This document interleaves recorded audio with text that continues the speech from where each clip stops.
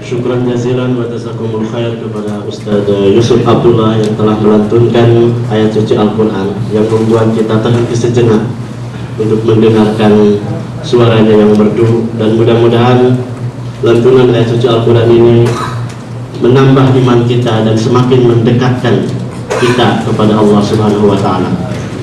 Ikhwatu billah, untuk selanjutnya adalah acara sambutan, yaitu sambutan dari Ketua Panitia Acara Tarhib Ramadan yang akan disampaikan oleh Ustadz Mastur Abdurrahman. Kepadanya kami persilahkan. Assalamualaikum warahmatullahi wabarakatuh. Waalaikumsalam warahmatullahi wabarakatuh. Bismillahirrahmanirrahim.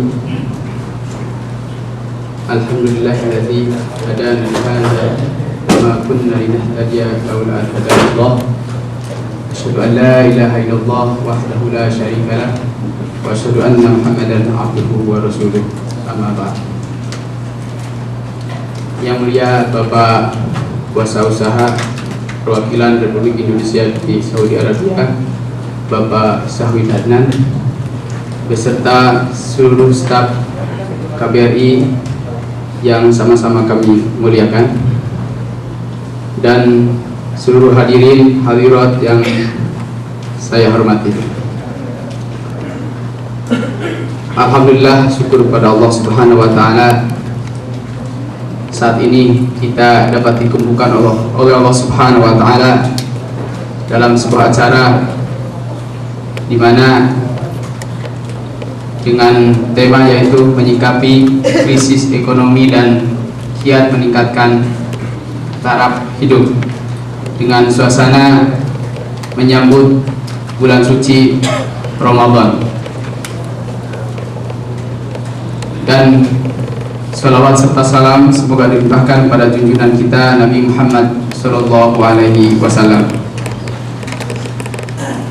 Kami haturkan banyak terima kasih pada bapak-bapak yang dari KBRI semua atas kehadirannya, membuat sebuah kehormatan buat kami, dan acara yang kami adakan ini mudah-mudahan sebagai langkah pertama untuk bisa ditindaklanjuti oleh KBRI mungkin yang mempunyai fasilitas, terutama di sini juga hadir Bapak Sugiarto sebagai atas tenaga kerja, di mana kami ingin bahwa pengajian ini bukan hanya sekedar atau digambarkan oleh masyarakat itu hanya sekedar mempelajari fikih ataupun cara sholat. Nah, inilah bahwa agama ini sebagai pedoman hidup kita yang bisa memberikan solusi dunia dan akhirat. Untuk itu bahwa kehidupan dan permasalahan di dunia ini bisa dientaskan, bisa dihadapi oleh orang yang bertamasuk, orang yang berpegang teguh terhadap agama. Jadi kami untuk pertama kali menyajikan dialog terbuka dengan tema menyikapi krisis ekonomi dan kiat meningkatkan taraf hidup. Mungkin dari kami atas nama panitia sekian, dan mudah-mudahan kita bisa mengikuti acara dengan seksama. Wassalamualaikum warahmatullahi wabarakatuh. Alhamdulillah, pada kesempatan ini suasana sangat semarak sekali, apalagi dengan jepretan kamera itu bisa menghilangkan ngantuk ya. Apalagi dengan sarapan yang seadanya khas dari acara Formatra ini membuat kita siap untuk mengikuti acara ini sampai selesai. Selanjutnya sambutan yang kedua adalah dari Ketua Forum Majelis Ta'lim Riyadh yang pada kesempatan ini akan diwakili oleh Ustadz Hidayah Mustaqim. Kepadanya kami persilakan. Warahmatullahi wabarakatuh. Alhamdulillahilladzi hadana li hadza wa ma kunna linahtadiya laula an hadana Allah. Asyhadu an la ilaha illallah wahdahu la syarika lah wa asyhadu anna sayyidana wa nabiyyana Muhammadan abduhu wa rasuluh. Allahumma salli wa sallim wa barik wa majid wa karim ala nabiyyina Muhammadin sallallahu alaihi wasallam wa ala alihi wa ashabihi wa ansarihi wa junudihi wa man ihtada bihadihi wa da'a bida'watihi. Amma ba'd. para hadirin hadirat yang dirahmati Allah Subhanahu wa taala, terutama Bapak Kuwai dan seluruh stafnya, para asatidz, para tokoh masyarakat yang dirahmati Allah Subhanahu wa taala. Alhamdulillah wa syukur ala ni'amillah, pada pagi hari ini kita berkumpul di tempat yang biasa kita kumpul, tempat yang mulia ini, untuk acara yang berbeda dari minggu-minggu biasanya, di mana setiap tahun menjelang Ramadan kita mengadakan acara tarhib Ramadan. Dalam arti menyongsong Ramadan itu kita persiapkan dengan segala mentalitas keimanan dan sikap jiwa kita yang siap tumpul dengan segala rintangan di bulan Ramadan itu. Untuk itu Formatra yang sebagai induk dari seluruh majelis taklim mengundang antum semua dari majelis taklim yang berjauhan kumpul di tempat yang mulia ini. Oleh karena itu alhamdulillah kita semua sudah hadir dan masih banyak kawan-kawan yang masih di perjalanan. Namun demikian ikhwati fillah, acara seperti ini adalah merupakan satu usaha untuk membuat satu persyaratan pada diri kita. Seorang ahli dalam bisnis ketika ingin meraih keuntungan yang lebih besar akan mencari partner yang bisa diajak kerjasama dan diberikan persyaratan-persyaratan yang sepakati. Ini suatu analogi yang disampaikan oleh seorang ahli dalam kerohanian dan jiwa dalam bertempur melawan hawa nafsu, di mana akal pikiran kita yang didukung oleh keimanan kita memerlukan kerjasama dengan diri kita atau nafsu kita. Maka di sana ada beberapa langkah yang harus dilewati. Yang pertama al-musyaratah, kemudian al-muhasabah, kemudian al-muraqabah, kemudian al-muhasabah, dan dilanjutkan dengan mu'aqabah, yang juga terakhir al-mujahadah. Ini semua merupakan satu usaha kita. Yang awal pertamanya adalah musyaratah, memberikan persyaratan kepada jiwa kita, hawa nafsu kita, agar dalam menempuh cita-cita yang tinggi, nilai yang luhur yang kita harapkan, insya Allah Subhanahu wa taala harus ada perjanjian yang baik.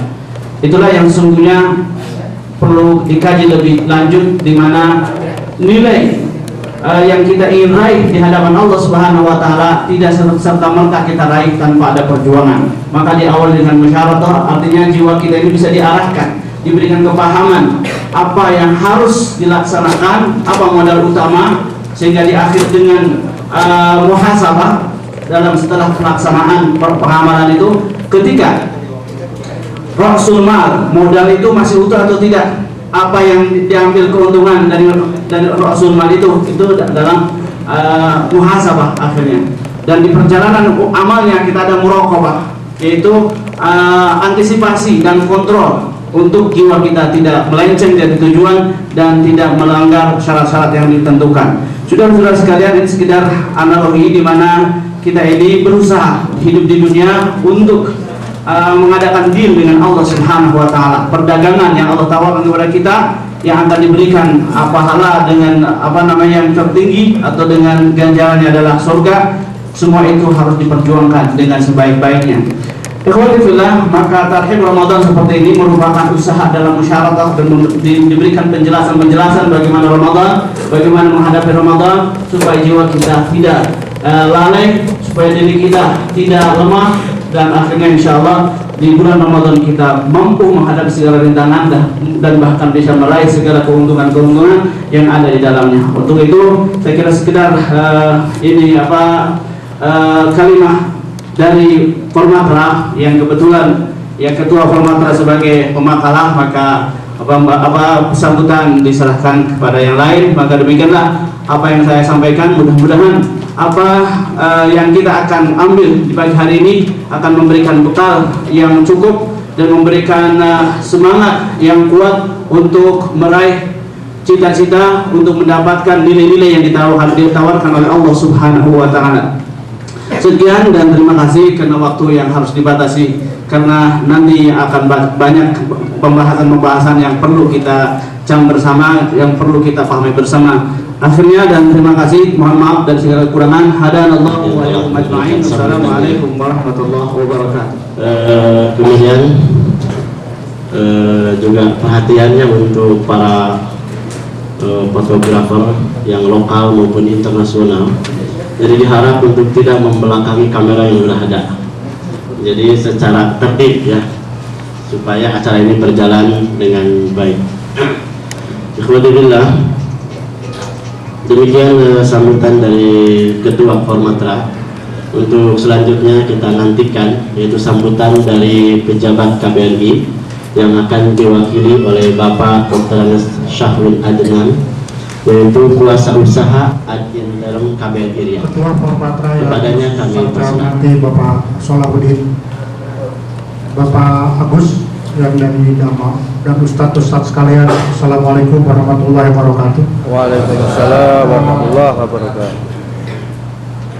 Pertama-tama saya atas nama seluruh Kedutaan Besar Republik Indonesia di Riau yang terdiri saya sama-sama sekitar 15 orang staf KBRI bersama-sama mengucapkan terima kasih kepada semua jajaran Formatra dan anggota Formatra yang sudah mengundang kita malam pagi ini untuk bersama-sama menghadiri dialog terbuka ini. Tentu saja saya atas nama teman-teman semuanya dari KBRI sangat menghargai upaya-upaya yang dilakukan oleh Formatra untuk sebagai resonansi dari keadaan situasi negara Republik Indonesia saat sekarang yang masih sangat prihatin. Upaya seperti ini sangat kami hargai dan sangat kami hormati, bahwa bapak-bapak turun jauh di sana dari Republik Indonesia masih memikirkan saudara-saudara kita yang masih dalam keadaan prihatin di tanah air. Yang kedua, kami juga memperhatikan mengenai situasi Formatra ataupun kehidupan Formatra selama ini, selama kami berada di sini 1 tahun 3 bulan, bahwa kami sangat kagum lah dengan perkembangan Formatra yang begitu cepat, dengan mengenai dakwah Islamiyahnya yang sangat kami hormati. Sementara itu juga mengenai kegiatan-kegiatan ilmunya. Dan yang ketiga yang kami sering lihat adalah olahraganya yang nggak pernah kalah. Itu yang sangat kami hormati dari Formatra.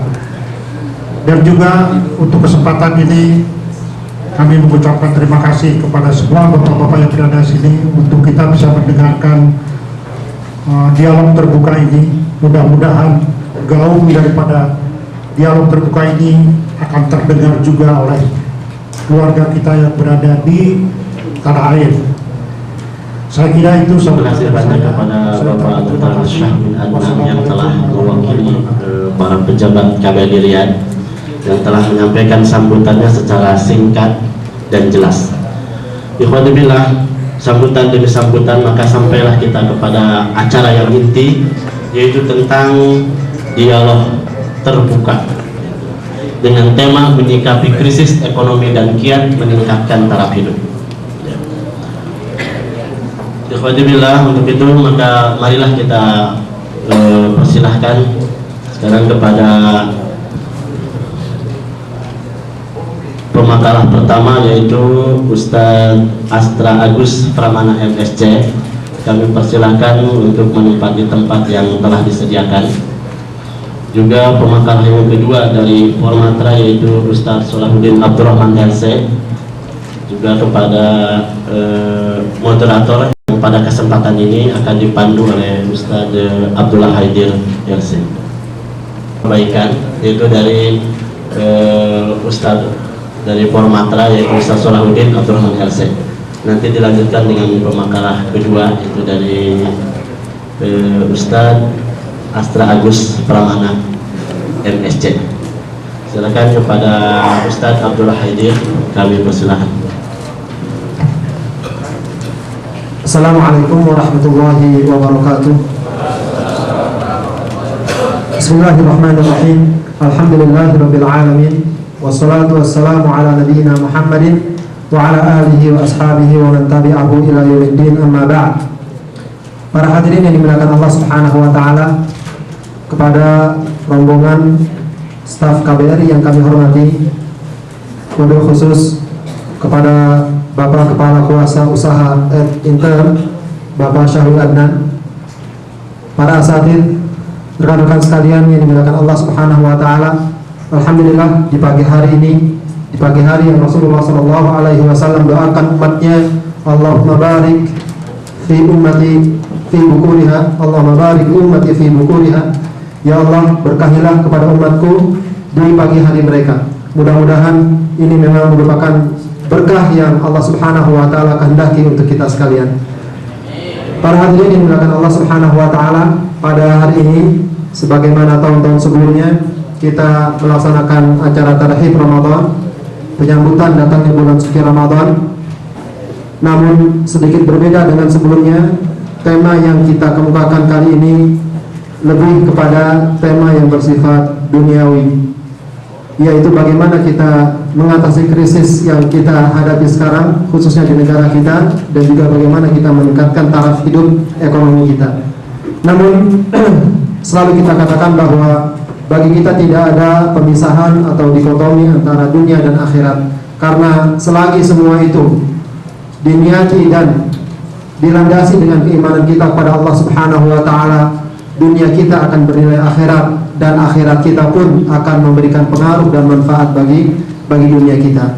Maka berangkat dari itu, para sekalian, Formatra dengan segala jajarannya ingin memberikan juga kontribusi dalam memberikan pandangan-pandangan yang positif, benar, baik dalam tinjauan syar'i ataupun dalam tinjauan praktis terhadap masalah ini. Mudah-mudahan sebagaimana dikatakan oleh ketua panitia tadi, ini merupakan langkah awal dan start kita untuk mengatasi permasalahan-permasalahan ekonomi kita dengan lebih jelas, terarah, dan mudah-mudahan memberikan hasil yang maksimal. Para hadirin yang dimuliakan Allah Subhanahu wa taala, untuk acara ini kami mengundang dua orang pemakalah atau pembicara. Yang pertama adalah Al-Ustaz Salahuddin yang nanti akan berbicara dalam tinjauan syar'i, begitu ya, dan beliau akan memberikan makalah yang berjudul Mendulang Rizki Allah di Saat Krisis, begitu. Beliau adalah nama lengkapnya Salahuddin Abdurrahman Yaji Maningara LC.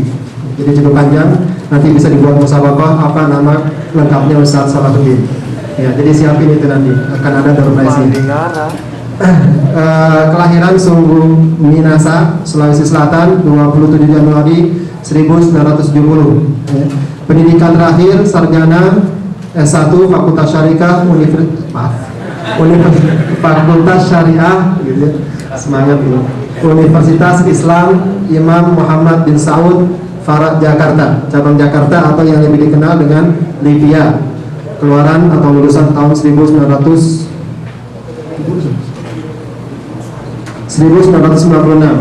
Nah, sekarang aktivitas organisasinya adalah ketua Formatra atau Forum Majelis Ta'lim Riyadh. Status sosial, beristri, 1, dan kini bekerja sebagai dai dan mutarjim di kantor dakwah atau Maktab Jaliyat dan dakwah Syifa.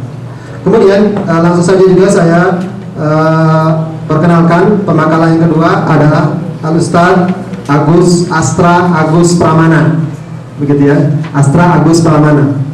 Ya, ini namanya juga sering kelewat-lewat ini karena ada Agus Astra Purnomo dan segala macam, gitu ya. Itu juga perlu dihafal juga, gitu ya. Beliau juga dari Sulawesi juga. Wah, jadi dua-duanya Sulawesi ini. Ini bukan asal dia ini.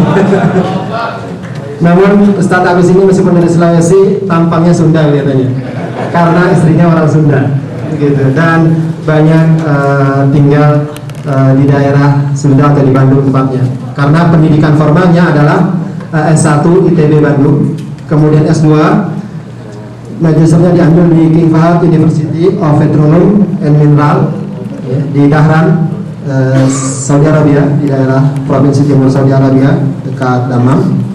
Kemudian sekarang masih mengisi atau melalui program S3-nya bidang Teknik Manufaktur University of Bath, Inggris, dan staf pengajar di KFUPM Dahran gitu. Jadi biar kita tahu juga bahwa ada orang Indonesia yang jadi dosen atau pengajar di salah satu universitas di sini. Pengalaman organisasinya pernah menjabat kepala bidang pembinaan mahasiswa Masjid Salman ITB Bandung, kemudian menjadi staf riset dan data di Rumah Zakat Indonesia Bandung. Sekarang berkeluarga dengan seorang istri dan anak 4. Kemudian bisnis atau investasi yang sekarang dia geluti atau ditekuni adalah properti, begitu ya, air isi ulang dan pendidikan. Jadi insya Allah mudah-mudahan dia juga bisa memberikan pengalaman-pengalaman berharga kepada kita tentang menggulirkan program ekonomi kita masing-masing.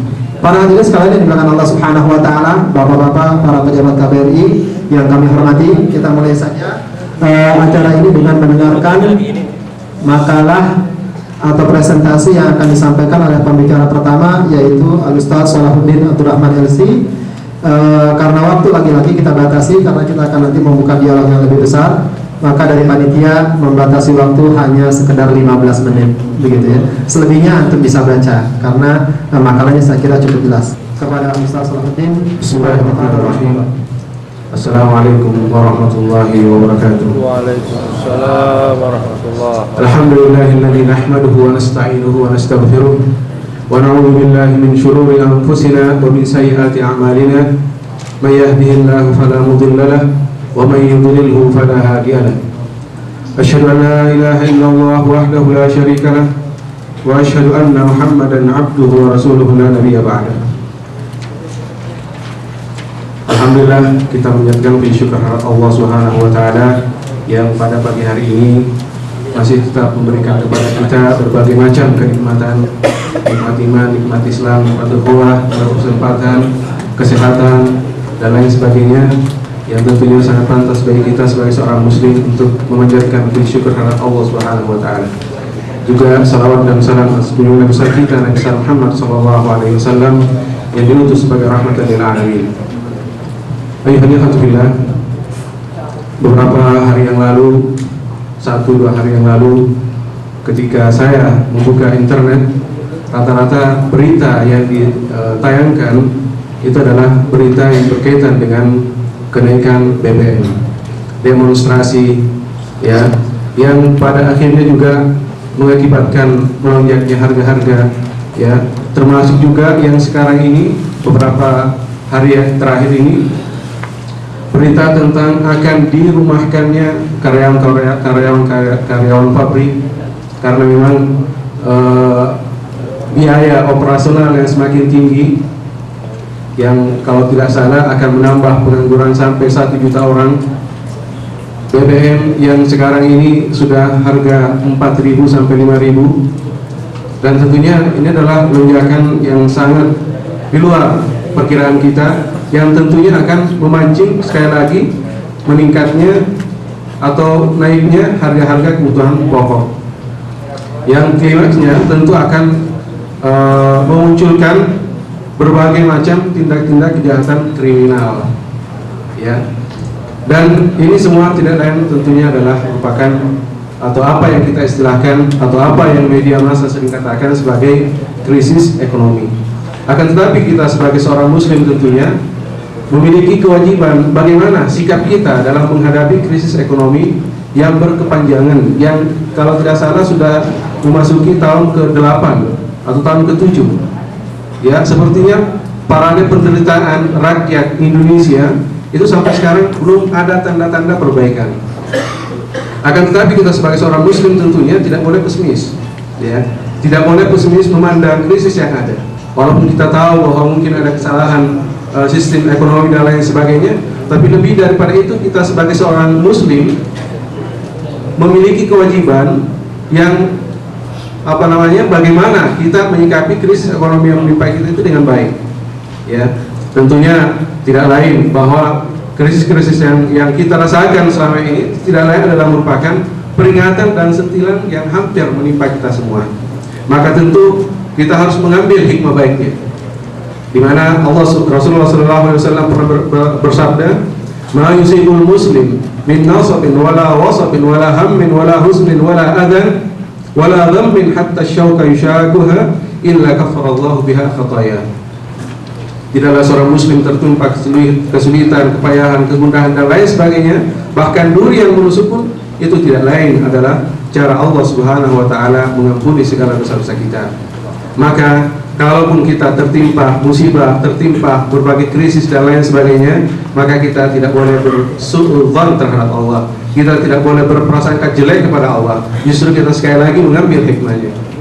Selain hikmah itu juga Rasulullah SAW menyampaikan bahwa Inna Allah Ta'ala idza ahabba qauman ibtalahum faman radiya falahu ridha wa man sakhita falahu sukh. Bahwa Allah Subhanahu wa taala bila mencintai suatu kaum, maka dia akan mengujinya. Kalau dia reda ya menerima cobaan tersebut, maka dia akan mendapatkan keridhaan Allah. Sebaliknya apabila mereka marah, maka dia akan mendapatkan murkanya. Oleh karena itu kita harus jangan sampai ketika menghadapi krisis-krisis seperti itu hanya melihat dari sisi negatifnya saja, tapi justru yang harus kita lakukan sebagai seorang muslim, sekali lagi, bagaimana menyikapi krisis ekonomi dari sudut pandang Islam itu adalah dengan mengambil sisi baiknya. Bahwa kalaupun kita tertimpa berbagai macam krisis dan lain sebagainya, tidak lain di belakang atau di balik daripada krisis-krisis itu ada hikmah-hikmah yang terkandung yang mungkin masih sulit bagi kita untuk menjangkaunya. Kemudian ya, kita juga harus melihat, mengintrospeksi diri, memurajaah diri kita. Kita harus memuhasabah. Ya, kita harus kembalikan, mengevaluasi diri kita. Jangan-jangan memang penderitaan yang kita alami itu adalah karena hasil kerja kita sendiri. Ya, karena Allah Subhanahu wa taala mengatakan, "Zaharal fasadu fil barri wal bahri bima kasabat aydin nas," bahwa segala macam yang menimpa kita itu tidak lain adalah hasil karya tangan manusia sendiri. Ya kan? Bahkan kalau kita perhatikan bahwa dulunya kita sebagai bangsa yang aman sentosa, yang rezekinya datang melimpah ruah dari segala penjuru, bahkan bangsa-bangsa asing pun datang untuk menjajah kita dengan tujuan untuk mengambil dan mengurut berbagai macam keuntungan ekonomi dari bangsa kita, termasuk hasil alamnya, itu menunjukkan bahwa bangsa kita sebenarnya adalah bangsa yang kaya raya. Sekali lagi, adalah bangsa yang sangat kaya raya dari dulu sampai sekarang sebenarnya. Cuma mungkin ada salah pengelolaan terhadap sumber-sumber kekayaan alam kita itu. Ya, dan ini sangat digambarkan oleh Allah Subhanahu wa taala. Daraballahu mathalan qaryatan kanat aminatan mutmainnah. Allah Subhanahu wa taala memberikan permisalan tentang suatu negeri yang tadinya aman, sentosa, tenang, yatiha rizquha ragada, di mana rizki-rizkinya datang dari berbagai penjuru, melimpah ruah, min kulli makan, fakafarat bi an'amillah. Akan tetapi ternyata mereka kufur nikmat, ternyata mereka kufur terhadap ayat-ayat Allah. Fa'adaqahullahu libasal ju'i wal khawfi bima kanu yasnaun. Maka pada akhirnya Allah menimpakan kepada mereka pakaian kelaparan dan ketakutan. Dan ternyata memang melihat kondisi kita dalam keadaan takut yang melebihi batas-batas yang sewajarnya. Bahkan juga ada perasaan sudah banyak yang menderita kelaparan. Bahkan terakhir juga kita mendengarkan ada busung lapar, walaupun perut buncit kelihatan banyak makan, tapi ternyata justru adalah karena disebabkan oleh kurang gizi.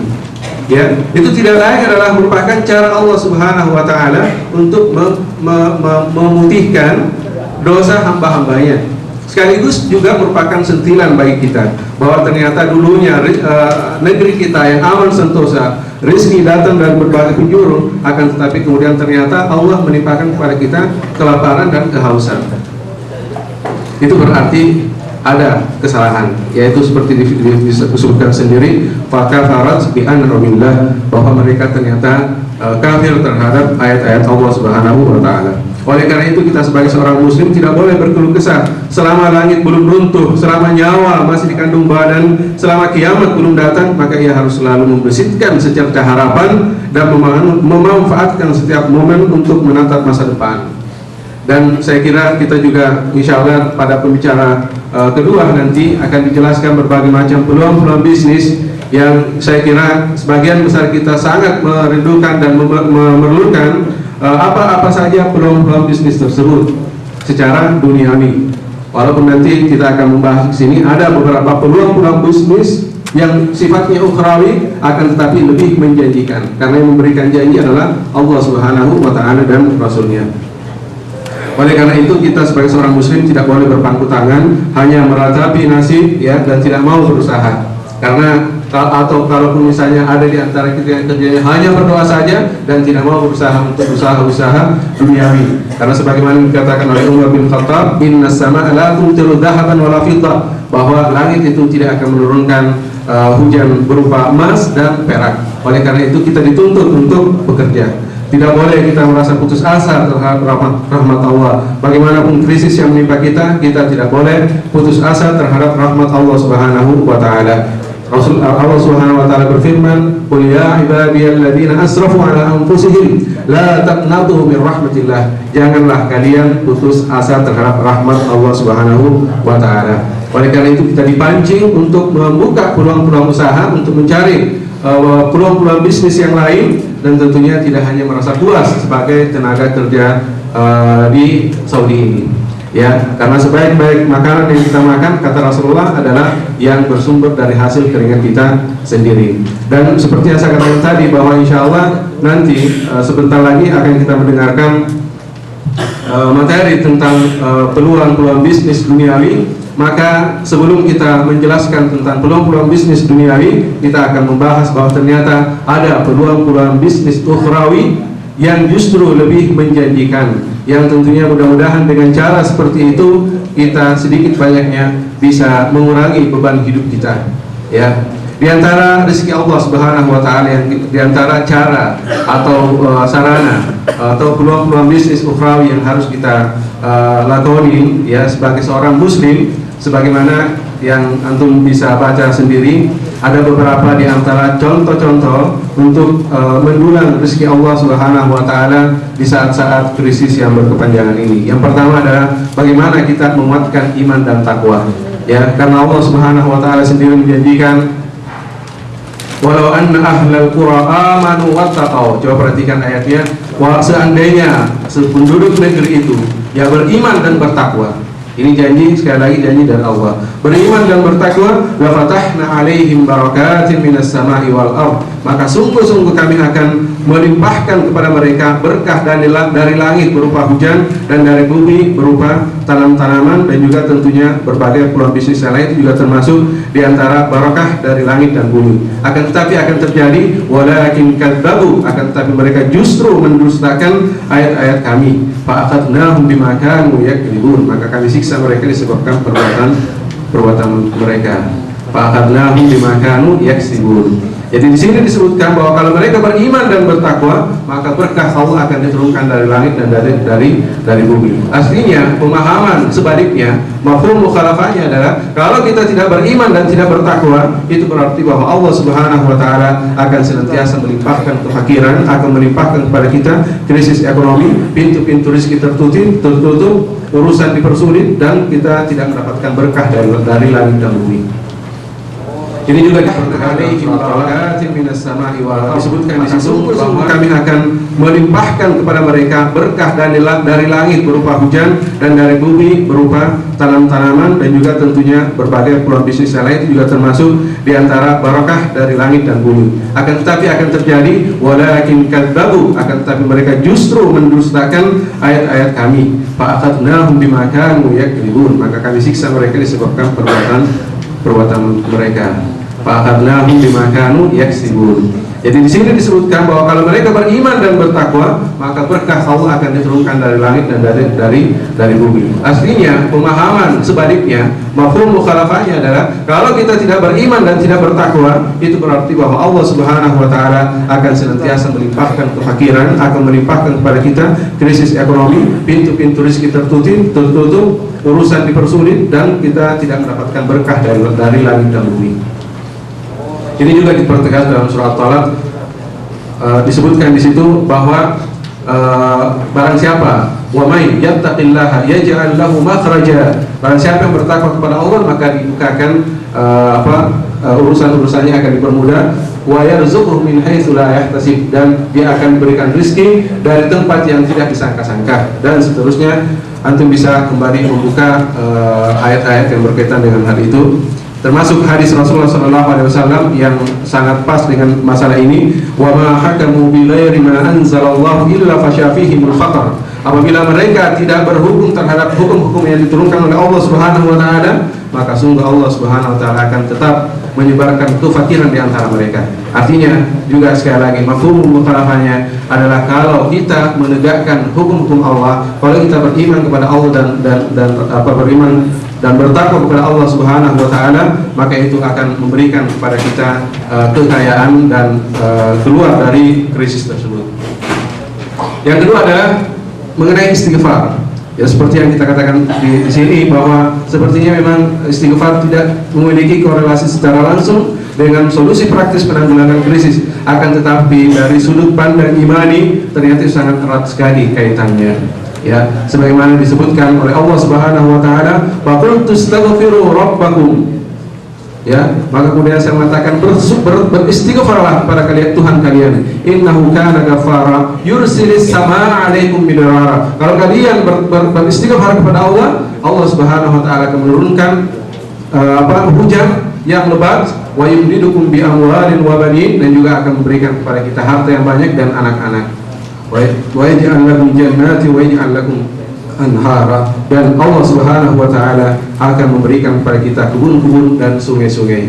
Sekali lagi ini juga menunjukkan kepada kita bahwa kalau kita beristighfar kepada Allah Subhanahu wa taala, memohon ampun kepada Allah, maka insyaallah Allah Subhanahu wa taala akan memberikan semakin banyak rizki-rizkinya, akan memberikan kepada kita harta yang banyak dan juga anak-anak. Dan hadis yang berkaitan dengan itu juga sangat jelas, man lazimal istighfar ja'alallahu lahu min kulli dhiqin makhraja wa min kulli hammin faraja wa razaqahu min haitsu la yahtasib. Barang siapa yang memperbanyak istighfar, niscaya Allah akan menjadikan untuk setiap kesedihan itu jalan keluar, dan untuk setiap kesempitannya itu kelapangan, dan Allah akan memberi rezeki dari arah yang tidak disangka-sangka. Oleh karena itu, maka insya Allah dengan beristighfar seperti itu, dengan amal imani seperti itu, maka Allah Subhanahu wa taala akan mencabut jerat-jerat krisis yang menimpa kita selama ini. Selain itu, yang ketiga adalah bertawakal kepada Allah Subhanahu wa taala. Kita agak percepat karena memang waktunya sangat terbatas. Sebenarnya untuk membahas selama 1 jam satu makalah juga sebenarnya tidak cukup. Tapi karena lebih banyak kita dialognya, maka insya Allah kita akan membaca saja atau menjelaskan secara sedikit agak tergesa-gesa.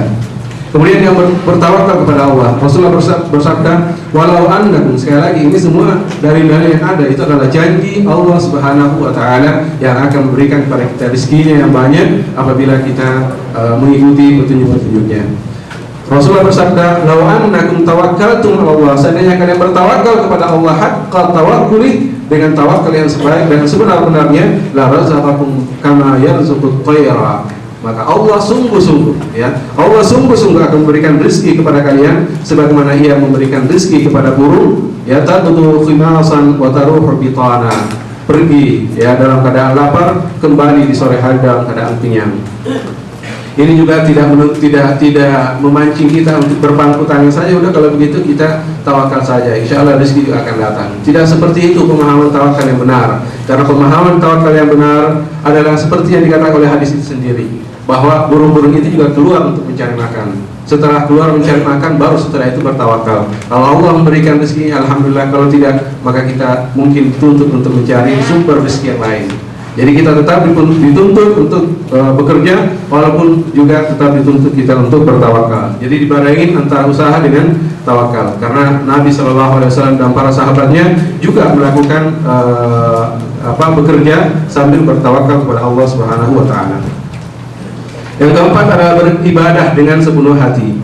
Kalau kita melakukan ibadah dengan sepenuh hati, dengan khusyuk, dengan tenang dan tunduk, seperti yang disampaikan Rasulullah, dengan melakukannya dengan ihsan, maka insya Allah Allah Subhanahu wa taala akan memenuhi kedua tangan kita dengan rezeki.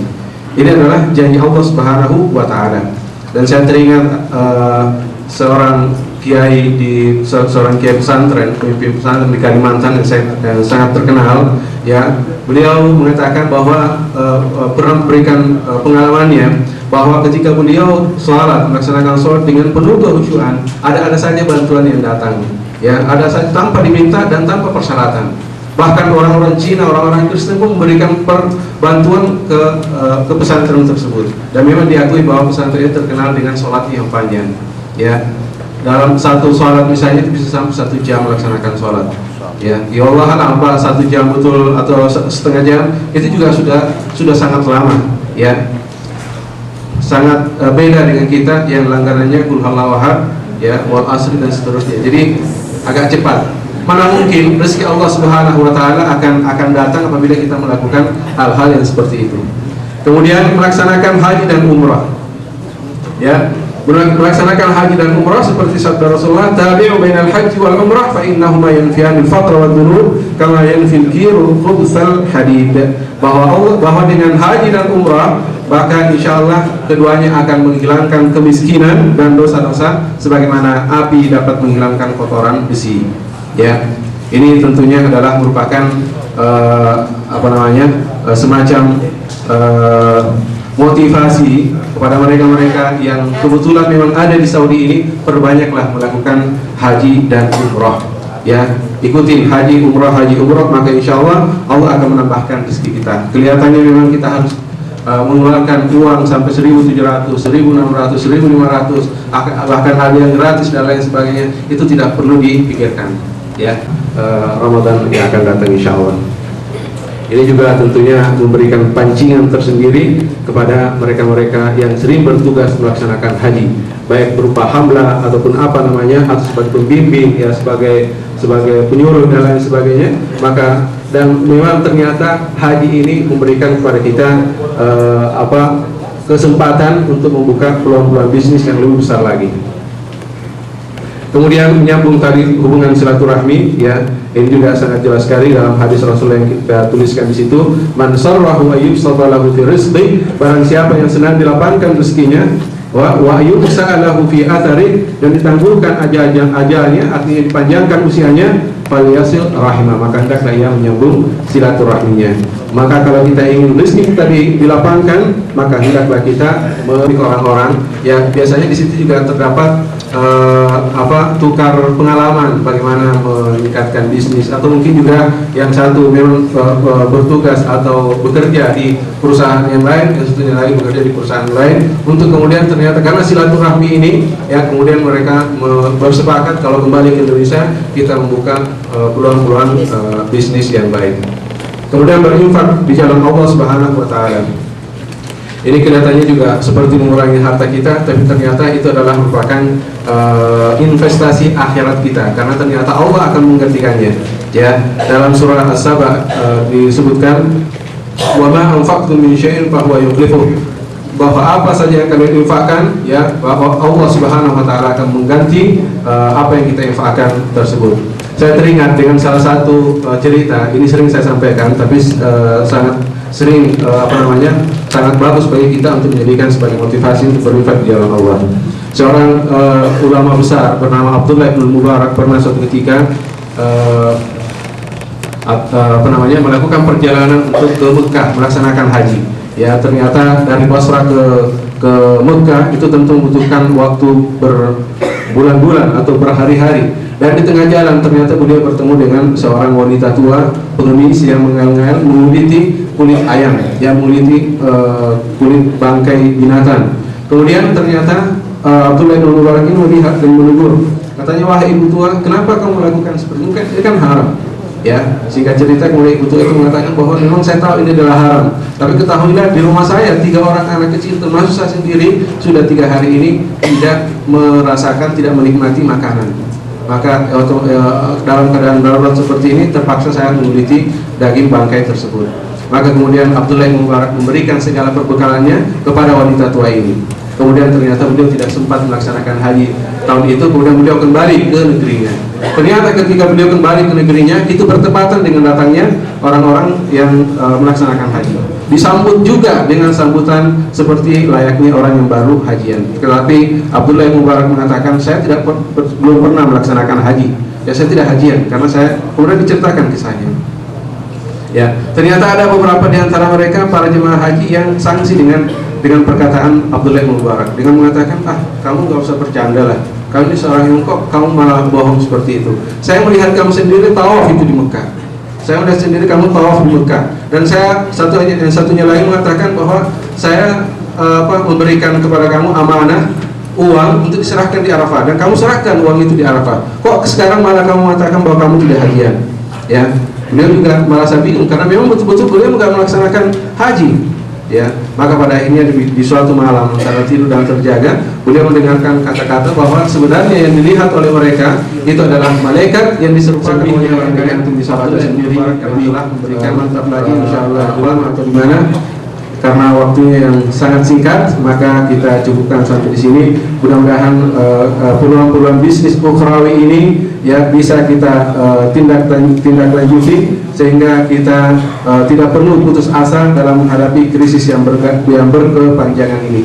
Insyaallah tentu amal-amal imani ini itu tidak hanya akan membuka rezeki kita, tapi juga di balik itu ada banyak pahala yang dapat kita peroleh di sisi Allah Subhanahu wa taala. Saya kira itu barangkali kurang lebih dan kurangnya mohon maaf. Assalamualaikum warahmatullahi wabarakatuh. Yang telah memaparkan dengan singkat, padat, namun jelas tentang kiat-kiat meningkatkan taraf hidup, gitu ya, dari sudut pandang syar'i atau lebih tepatnya barangkali dari landasan keimanan kita kepada Allah Subhanahu wa taala. Para hadirin, sangat indah sekali ketika memang kita bisa memadukan antara keimanan kita dengan kehidupan dunia kita.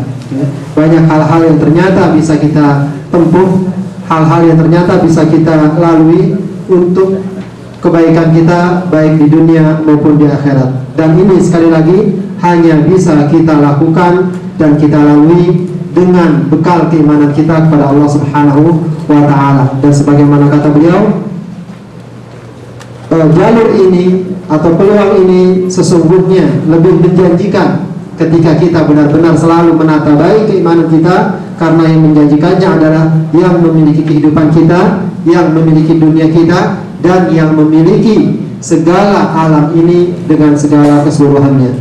Para hadirin yang dimuliakan Allah Subhanahu wa taala, mudah-mudahan itu bisa menjadi bekal yang sangat bermanfaat bagi kehidupan kita dalam menata ekonomi dan kehidupan materi kita. Para hadirin yang Allah Subhanahu wa taala, sedikit informasi bahwa nanti pun kita akan melakukan sambungan online dengan salah seorang mantan TKI dari Riyadh atau di Saudi ini yang sekarang sudah dari Indonesia, yang akan kita dengar pengalamannya, bagaimana dia mencoba mengaruhi kehidupan di Indonesia dengan beberapa terobosan-terobosan bisnisnya. Insya Allah kalau panitia sudah menyiapkan dengan baik, begitu ya. Baik, pada sekali dengan Allah Subhanahu wa taala, langsung saja kita dengarkan presentasi kedua dari Al-Ustaz Agus Pramana MSc tentang kiat mengatasi krisis ini dari tinjauan praktis, gitu ya. Beliau memberikan judul makalahnya entrepreneur atau wira swasta dan intrapreneur, yaitu pekerja kreatif dan maju. Kepada Al-Ustaz Agus Pramana. Sahabat-sahabat sekalian yang dicintai oleh Allah Subhanahu wa taala,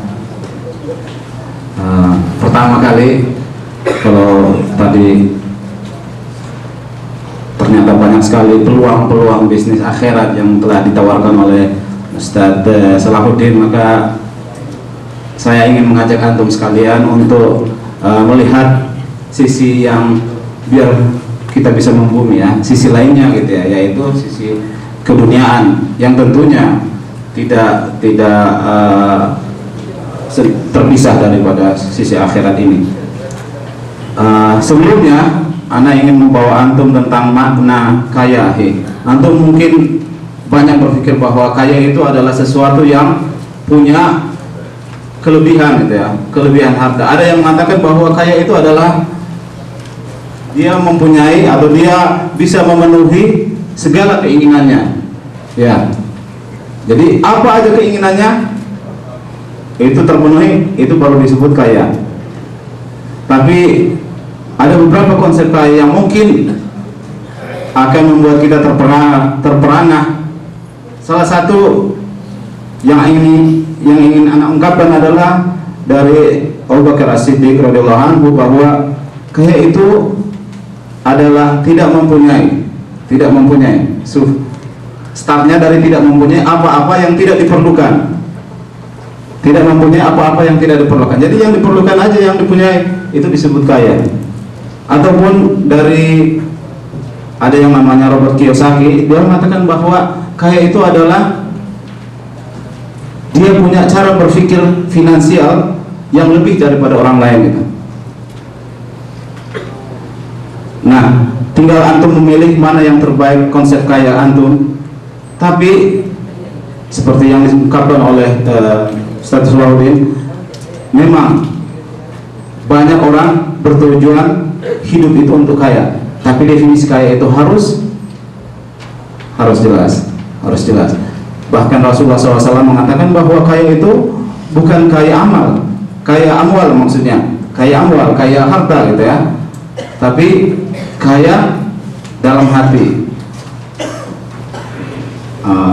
Selanjutnya, kalau ini definisinya udah jelas, maka kita bisa langsung ke gelanggang duniawi, yaitu disebut, ada yang anak ingin ungkapkan di sini disebut entrepreneur dan intrapreneur. Entrepreneur artinya wira swasta, sedangkan intrapreneur artinya pekerja yang ulet, yang kokoh, yang tangguh, yang kreatif. Ini dibagi dua katanya manusia. Ada yang mengatakan dibagi 4, tapi kita cukupkan kedua ini. Sedangkan kalau dibagi 4 itu adalah salah satunya dia disebut kuadran pertama, kedua, ketiga, dan keempat. Kuadran sebelah kirinya itu disebut adalah pekerja, sebelah kanannya disebut businessman. Semua orang ternyata tidak selalu harus menjadi wira swasta. Dia mungkin punya muyul, punya sensitivitas yang tinggi untuk sebagai pekerja, tapi ada juga yang bisa dua-duanya.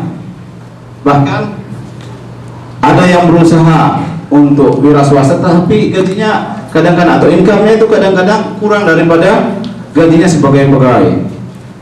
Terserah Anda mau memilih apa yang Anda inginkan. Tapi selanjutnya, kalau Anda ingin menjadi seorang wira swasta, seperti yang diungkapkan oleh Robert Kiyosaki, itu adalah bagaimana punya cara berpikir bisnis, cara berpikir finansial yang lebih terstruktur, rapi, dan tentunya selalu updated, selalu sesuai dengan zaman. Ada beberapa persiapan mental yang perlu kita lakukan. Pertama adalah belajar menjadi pemimpin, karena berusaha artinya memimpin usaha yang walaupun 1 pegawainya atau 2 pegawainya, tetap itu disebut pemimpin. Yang kedua adalah hati-hati masalah finansial, uang ya. Jangan terlalu konsumtif ya, tapi kita juga harus belajar menabung dan berinvestasi. Yang ketiga adalah kita juga harus belajar menghitung resiko. Jadi kalau kita melihat ada seseorang yang punya usaha, lewat aja di depan usahanya, tokonya dan sebagainya, kita udah bisa orat-orat sedikit setelah tentunya dialog dengan beliau. Kira-kira untungnya berapa, ruginya berapa. Ya. Ini artinya tidak membatasi bahwa kita nantinya gagal ya. Kalau kita merasa takut gagal, akhirnya kita nggak mau berusaha. Sebaliknya, hal ini akan membuat kita kreatif dan berani berkompetisi. Kalau kita kreatif dan berani berkompetisi, kita punya kalkulasi yang jelas, perhitungan yang jelas. Oh, saingan saya dia untungnya begini karena dia ambilnya dari mana gitu. Sedangkan saya itu bisa untung lebih banyak dari dia karena saya akan mengambil dari sumber yang lebih baik lagi, lebih halal lagi, dan lebih murah. Ya, ini adalah masalah kalkulasi. Ya, kemudian kita harus menambah wawasan. Banyak buku-buku tentang wira swasta. di internet, website tentang wira swasta ada, majalah-majalah seperti SWA dan seterusnya ada. Tinggal kita mau rajin utak-utik internet, majalah-majalah yang bekas aja udah menarik juga gitu ya. Majalah SWA yang bekas, majalah wira swasta, bisnis dan lain sebagainya yang bekas kita koleksi, kita kumpulkan, kita baca-baca gitu ya.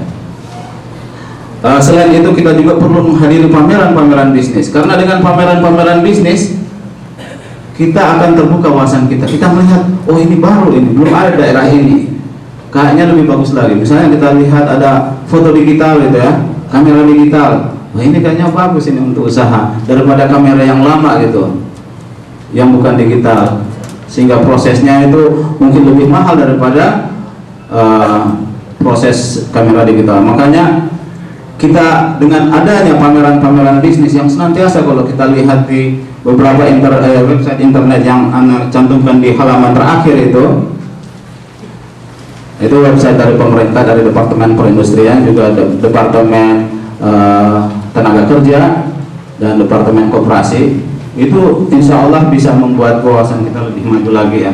Bahkan kita bisa diskusi dengan mereka tentang apa yang dijual dalam pameran itu. Kemudian kita juga harus bersilaturahim seperti diungkapkan oleh Ustaz Salahuddin. Silaturahim itu selain menambah ukhuwah, mempererat ukhuwah dan memperpanjang umur, ternyata itu akan menambah rezeki kita. Silaturahim ini ternyata penting sekali. Makanya bisnismen itu punya geng-geng atau pertemuan klub-klub tersendiri. Salah satunya yang tentunya menarik adalah sekarang udah cabangnya di mana-mana adalah masyarakat ekonomi syariah. Masyarakat ekonomi syariah ini dibentuk oleh biasanya bank-bank syariah yang ada, yang berusaha untuk membuka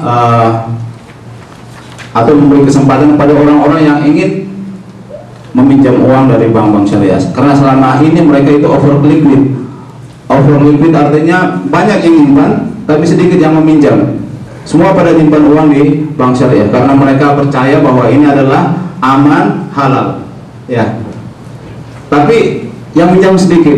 Makanya mereka berusaha untuk membuat inkubator dan program-program lainnya supaya banyak orang yang meminjam dari mereka. Dan bukan hanya itu, ternyata mereka akan membinanya juga. Makanya pertemuan-pertemuan atau membership, keanggotaan dari masyarakat ekonomi syariah ini penting banget. Mungkin kita kalau ada yang kreatif bisa membuat cabang Saudi Arabia gitu ya, masyarakat yang ekonomi syariah cabang Saudi Arabia. Selama ini Anda lihat udah hampir di semua provinsi, bahkan ada juga di Dati 2, ada juga Kadin atau Kadinda ataupun kelompok-kelompok bisnis yang lainnya. Bahkan kelompok-kelompok bisnis di pasar-pasar kecil itu menarik semua itu. Artinya koperasi dan kelompok di pasar itu kalau kita berusaha untuk mendatangi, kalaupun belum ada, kita bisa bikin organisasinya gitu. Kita kumpulkan teman-teman yang tertarik dari satu bidang atau yang berjualan di pasar, kita kumpulkan dan kita bikin organisasi, kita kumpul-kumpul untuk apa? Untuk mendiskusikan masalah duniawi dan ukhrawi juga tentunya. Ya. Kemudian setelah antum punya persiapan mental yang cukup, artinya pikirannya itu udah bisnismen gitu ya, tapi geraknya aja yang belum, maka tentu kita nyemplung gitu ya. Kalau cuman persiapan mental terus tapi nggak pernah nyemplung ke airnya gitu ya, mau berenang tapi teorinya aja yang banyak, maka tentunya ini akan pincang. Ada beberapa bentuk usaha yang saat ini menarik, terlalu banyak untuk diungkapkan di sini karena waktunya juga. Pertama bisa jadi waralaba. Waralaba itu disebut franchise. Yang kedua atau agen ataupun supplier. Ketiga MLM. Dan keempat itu lain-lain. Yang antum udah tahu semua bisnis-bisnis yang ada gitu ya. Anak start dari yang agen dan supplier ini. Anak loncati waralabanya. Oke, masalah agen dan supplier ini. Ternyata kalau kita pergi ke satu perusahaan ataupun rumah sakit ataupun supermarket, mereka ternyata nggak memproduksi semuanya gitu ya. Oke, supermarket itu hanyalah menampung, seperti supermarket Tops misalnya, itu semuanya memberikan produk-produknya kepada dia cuma kasih tempat aja. Bahkan penjaganya itu adalah penjaga dari perusahaan gitu ya. Dia melihat, oh ini udah habis gitu, sampo-nya udah habis, dia supply lagi. Ya, ini adalah salah satu teknik gitu ya, supplier. Untuk menjadi supplier, kita perlu satu kunci gitu ya, yaitu kita mendekati bagian pembelian. Ataupun jadi kita udah mengakui dari perusahaan ataupun supermarket. Untuk mendapatkan ini biasanya susah gitu ya, kecuali kalau kita punya pendekatan personal yang baik ya. Makanya silaturahim itu penting sekali. Kalau kita udah punya itu, apa kerjanya? Nah, kerja kita adalah kita tentukan apa yang kira-kira bisa kita supply. Ya, dari mana saja kita bisa mendapatkan barang itu. Jadi kita membuat satu yang namanya peta, ya, peta marketing ya, peta pemasaran, mulai dari hulu hingga ke hilir ya, mulai dari produsennya sampai konsumen. Kalau kita udah punya peta seperti itu, kita baru bisa bergerak dengan lincah ya kan. Ada catatan di sini untuk kepada produsen ataupun dari rantai marketing ini, pemasaran ini, bagian atas kita nggak perlu menginformasikan dari mana asal kita gitu, karena kadang mereka pengen langsung terjun sendiri ya. Kadang kita perlu menggunakan kartu ataupun alamat di kota besar aja gitu ya, biar di kota kecil misalnya kita tinggalnya di situ nggak terlalu banyak saingan. Sedangkan untuk konsumen ataupun rantai yang bagian bawah, kita harus mempunyai hubungan yang mesra gitu ya. Artinya silaturahimnya harus kental, nggak perlu korupsi yang memberikan gitu ya, supaya ke kita gitu. Tapi cukup ada beberapa teknik katanya, cukup membuat dia tertarik pada kita dan tidak terlalu tertarik pada saingan yang lain. Kemudian masalah memilih bidang usaha, ini adalah masalah pelik gitu ya. Seperti tadi kita udah supplier, masalah supplier. Ada satu lagi yang belum saya ungkapkan di sini. Saya kepengen fokus dua aja gitu ya. Tadi adalah masalah supplier, yang kemudian ini masalah waralaba atau franchise ya. Mungkin bentuk usaha seperti ini banyak bisa dilakukan di kota besar ya, tapi tidak mengapa untuk dilakukan di kota-kota kecil juga ya. Franchise mungkin namanya bau barat gitu ya, tapi ternyata menarik juga ya. Pertama apa? Karena bisnis yang lain itu kita memerlukan keahlian benar-benar mengetahui daerah. Sedangkan franchise itu kita tidak perlu punya keahlian dalam bidang itu, karena kita akan di training, dilatih ya.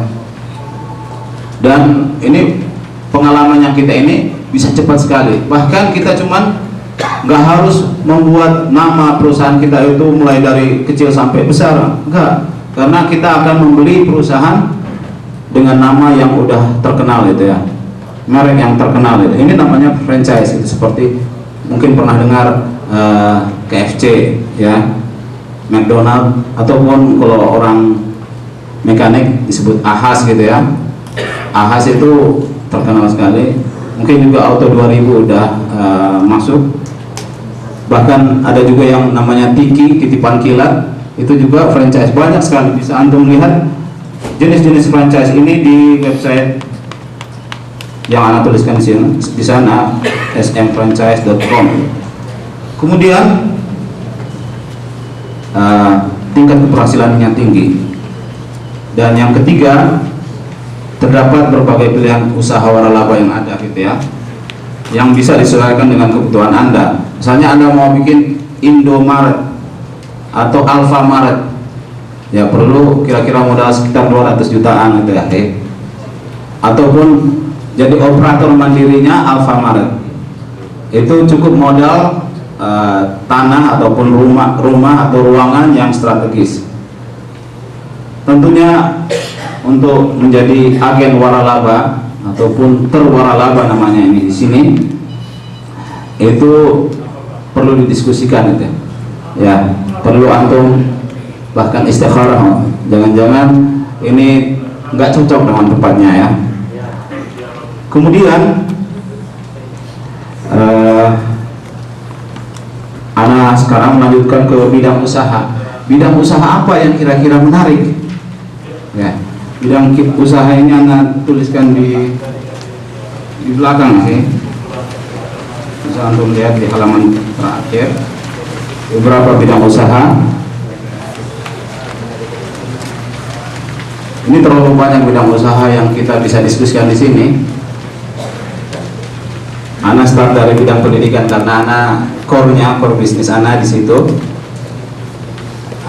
Inti bisnis ana banyaknya di situ. Pertama misalnya ada teman dia bisnisnya bidang sempoa, bidang pendidikan namanya Adil Sempoa Mandiri, alumni ITB juga tapi dia nggak kerja di kantor, kursus sempoa, aneh gitu ya. Tapi subhanallah karena pemasarannya, gaungnya itu tinggi banget sampai bahkan membuat olimpiade sempoa, maka ternyata banyak sekali cabangnya, kira-kira 300 gerai dia punya di seluruh Jawa Barat sampai Jakarta juga. Bahkan bukan cuma itu, dia merambahnya kemana juga kan, karena punya kelas-kelas ini akhirnya kelas-kelas sempoanya ini juga nambah, ada kelas bahasa Inggris, ada kursus bahasa Arab, ada kursus macam-macam mulainya dari satu tapi karena ternyata pasarnya menarik, akhirnya makin lama makin besar. Ini startnya dari les-les kecil-kecilan. Antum bisa juga masuk ke kursus keahlian dan seterusnya. Bahkan juga kalau di kampung nggak ada TK Al-Quran, bikinlah TK Al-Quran. Karena pemasukannya kita bikin seperti bisnis yang biasa, pemasukan pengeluarannya dan segalanya kita atur. Dan insya Allah selain kita juga membantu orang untuk menambah pengetahuan Al-Qurannya, ya, kita juga ada income, bisa membayarkan gaji kepada orang-orang yang lain. Selanjutnya ada juga yang bikin bisnis tenaga kerja ini, buat Pak atas tenaga kerja ini. Menarik. Apa? Ada teman yang bikin pembantu Islam. Kenapa katanya dia bikin pembantu Islam? Ana senang sekali diskusi dengan orang-orang, karena katanya orang-orang itu biasanya pergi kerja, ya. Jadi pembantu tinggal di rumah, mengurus anaknya dan lain sebagainya. Kenapa? Kalau anaknya ini diajarin Al-Quran, baca tulis dan lain sebagainya oleh pembantunya kan enak, lebih enak lagi. Makanya dia bikin supplier pembantu Islam, ya, yang ngurus bacaan Quran dan lain sebagainya. Anak-anaknya dipakai jilbabin, suruh sholat. Udah jam segini untuk sholatnya, ayo. Si abangnya yang gede, yang paling gede disuruh ke masjid. Itu ajak adiknya dan sebagainya. Ini kan menarik sekali gitu ya. Dan ternyata subhanallah makin banyak aja gerainya. Ya, dari ide yang kecil tapi menjadi yang besar. Ada juga bisnis media massa, koran dan lain sebagainya, antum bisa. Jadi kalau anak ungkapkan di sini begitu banyak, perlu antum ambil contoh gitu. Dari 10 investasi yang antum pilih gitu misalnya, karena misalnya tadi seperti tadi kita sempoa aja, terus ternyata ada kursus-kursus, ternyata juga jualan air juga di situ, warung dan lain sebagainya, itu bisa menambah kan. Jadi investasi itu dari 10 itu mungkin 2 yang gagal, 5 yang pas, dan 3 kira-kira ini udah seperti sesuatu yang bagus dan 3 yang mungkin memberikan untung. Tapi justru dari 2 yang gagal itu kita bisa belajar banyak, ya, karena dari kegagalan itu pelajarannya banyak sekali gitu. Kemudian ada bisnis BBM, bisnis makanan dan minuman, ya, mungkin ada yang tinggal di daerah Yogyakarta tahu Hotel Vini Vidi Vici. Itu mulainya dari warung makan yang kecil sekali. Kemudian ternyata banyak orang kontrakan yang pergi ke situ, makan di situ. Dibilang udah saya supply aja ke satu kontrakan ini katanya. Udah dia supply terus. Ternyata kontrakannya ini mau dijual karena orangnya memerlukan uang.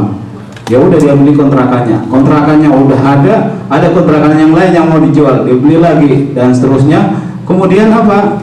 Sekarang dia udah punya hotel lagi. Ya. Hotel Vini Vici itu ada 4 di Yogyakarta kalau nggak salah ya. Dari janda lagi itu ya, maaf Pak ya. Ini karena ditinggalkan suami biasanya jadi mandiri kan. Subhanallah. Semoga masa kita yang kuat gitu ya, nggak bisa berusaha gitu, kalah gitu ya. Kemudian ana ingin